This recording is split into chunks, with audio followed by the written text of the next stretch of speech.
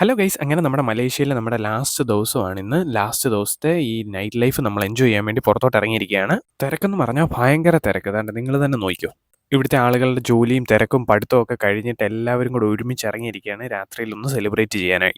എന്തൊക്കെ പറഞ്ഞാലും ഈ ഒരു ആളുകളുടെ ഒരു ഓവർഫ്ലോ കാണാൻ തന്നെ ഒരു രസമായിരുന്നു. ആ ഒരു കാഴ്ചകളൊക്കെ കണ്ടിട്ട് മുമ്പോട്ട് അങ്ങോട്ട് ചെന്നപ്പോഴത്തേക്കിനും ഒരു ഞെട്ടിപ്പിക്കുന്ന കാഴ്ച. ഇത്രയും തിരക്കുള്ള ടൈമിൽ ഒരാളാണെങ്കിൽ ദാണ്ട് ഒരു പെരുമ്പാമ്പിനെ എടുത്ത് തോളിലിട്ടിരിക്കുന്നു. നമ്മൾ വീഡിയോ എടുക്കാനായി അങ്ങോട്ട് ചെന്നപ്പോഴത്തേക്കിനും പുള്ളിക്കാരൻ ഒട്ടും സമ്മതിച്ചില്ല. അവിടെ നമുക്ക് വേണേൽ പാമ്പിനെ തൊടുകയും അതിൻ്റെ കൂടെ ഫോട്ടോ ഒക്കെ എടുക്കുകയും ചെയ്യാം, അതും പേയ്മെന്റ് ചെയ്തിട്ട്. അതുകൊണ്ട് ഈ ഒരു കുഞ്ഞു ഫാൻ കണ്ടോ, ഇവിടുത്തുകാർ എപ്പോഴും ഇത് ഉപയോഗിച്ചുകൊണ്ടാണ് നടക്കുന്നത്. അവർക്ക് ഒട്ടും ചൂട് താങ്ങാൻ പറ്റത്തില്ല, നമ്മളെ പോലെയല്ല. ഈ യാത്രയിൽ ഒരു സൈഡിൽ വലിയ വലിയ കടകളും ഒരു സൈഡിൽ കുഞ്ഞു കുഞ്ഞു വഴിയോര കച്ചവടക്കാരെയും നമുക്ക് കാണാനായിട്ട് സാധിക്കും. മനുഷ്യന്റെ ജീവിതത്തിലെ രണ്ട് വ്യത്യസ്ത സാഹചര്യങ്ങൾ അല്ലേ. കുറച്ചങ്ങോട്ട് ഫ്രണ്ടിലോട്ട് പോയപ്പോൾ നമ്മുടെ നാട്ടിലെ ചക്കപ്പഴം നണ്ട് പാക്ക് ചെയ്ത് വിൽക്കാനായിട്ട് വെച്ചിരിക്കുന്നു. പെട്ടെന്ന് നമ്മുടെ നാടൊക്കെ ഒന്ന് ഓർമ്മ വന്നു കേട്ടോ. ഗൈസ് നമ്മൾ അങ്ങനെ നടന്ന് ചൈന ടൗണിൽ എത്തിയിരിക്കുകയാണ്. ദേ ഈ ഒരു സ്ഥലം കാണുമ്പോൾ എനിക്ക് കോഴിക്കോട് എസൻ സ്ട്രീറ്റ് ആണ് ഓർമ്മ വരുന്നത്. നിങ്ങൾക്കും അങ്ങനെ തോന്നിയെങ്കിൽ ഒന്ന് കമന്റ് ചെയ്തേക്കാം. ഇതിന്റെ രണ്ട് സൈഡിലും പല പരിപാടികളാണ് ഇവിടെ അറേഞ്ച് ചെയ്തിരിക്കുന്നത്.